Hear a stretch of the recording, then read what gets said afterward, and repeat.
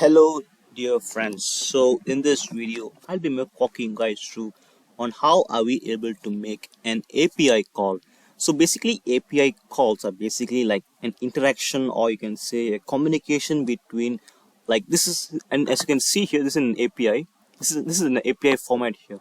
So basically this is an API data of users, and this is what we're gonna do. We're gonna make either we're gonna need to call this. We need to call this API, and we actually need to be able to fetch all of this data, and we need to make it available in our local project. So that's what making an API call even means. We have multiple types of calls. For example, we can actually make a get request, fetch. Get and fetch is the same. We also have post request where we need to post something, and there are some more. So in this case, let's learn on how are we able to first of all fetch those data, and that's the part of the first API call that we're going to learn here. So let's this on my right hand side here, we have an API, a sample API, which is free to use from GitHub. When it is actually a data of users. So basically what we're gonna do here, we're gonna fetch this API that's available in this link. You'll be able to access this API via this link also. So I'm gonna fetch this API, and I'm gonna like make it available, and I'm gonna display it in my local project. So that's what you're gonna learn about today. So first of all, let's go to our this is our project here. This is our project. Let's go and just make the first thing here. We need, first of all, of course, we need to make the fetch request. So let's make a fetch like this, which is, it's like you can already easily can be accessed like this. So fetch. So inside the fetch, we're gonna paste this link, copy this link first. Of course, we need to copy, and then we need to paste it inside the fetch function, and it's supposed to be inside a quotation like this. And that's how are we able to fetch the thing.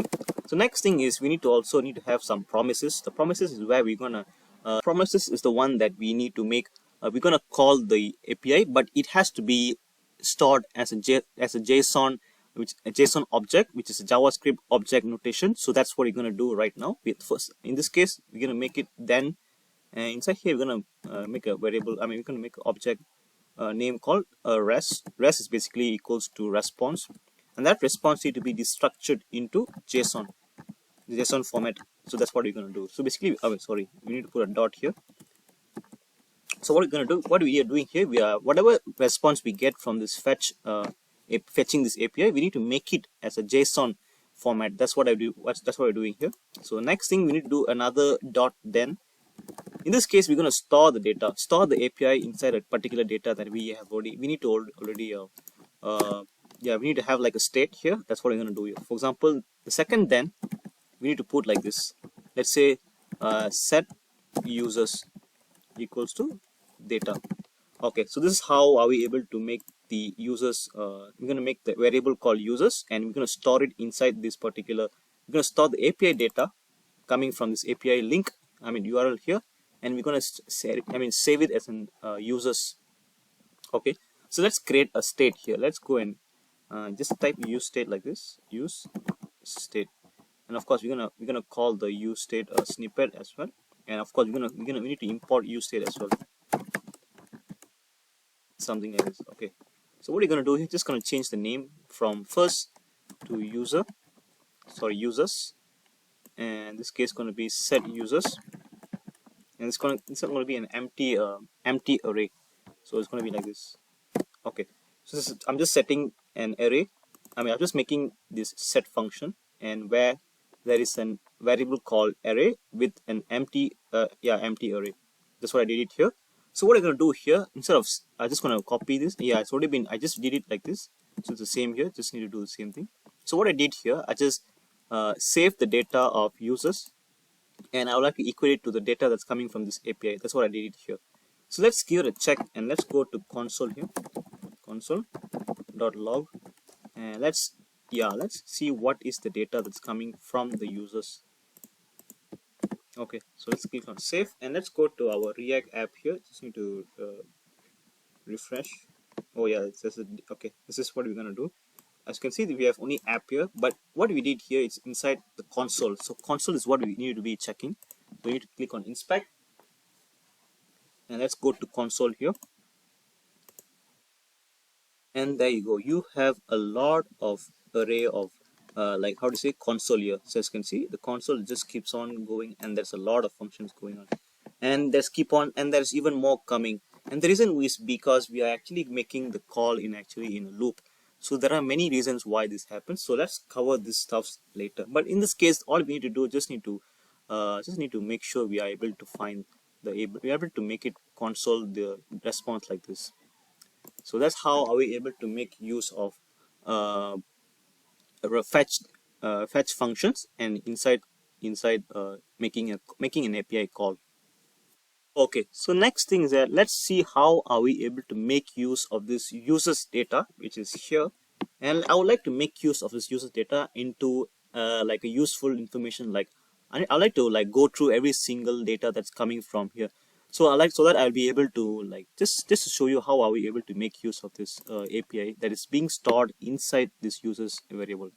So let's go to our return function here. Let's open this thing a bit.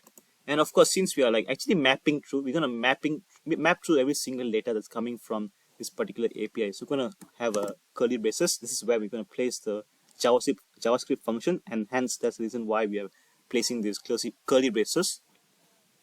So let's put like yeah, since we are gonna map through users, which is here, which is stored as here, we're gonna map through this. Okay, so just gonna type users dot map, and inside the map is where we're going to place the function where it iterates what should we do. For example, we're gonna have a yeah, arrow function, and then in that arrow function is where we're gonna make an how do you say like an h1 tag, where we're gonna show all the details of the users the users data. So let's see what does the API actually contains. As you can see, it contains login ID, node ID. So this is all the stuff that this particular API contains. So what do we need to do? Just take any one of this. Let's say, for example, the first one is login here. So I like to go in here, and I'm just gonna say users. Yeah, of course we need to make the parameter. We need to place the argument called user, so that it will take from every single element of this API array. So that we're able to make it. And of course this has to be in a JavaScript expression, so it has to be inside a curly braces like this, and followed by dot, and in this case we're going to use login, because that is the first thing that's coming here is login. So let's click on save, and let's go to a React app like this, and there you go. So now you are able to make like go through every single data of the API, every single element that has that we are just showing the login data. So as you can see, there's Mojumbo, defunct, and some random words on the first element, which is first field of this element is called login.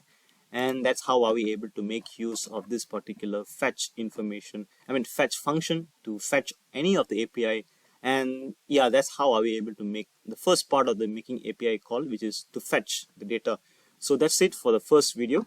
Thank you guys for watching this part of the video. Let's meet on the next one. Thanks.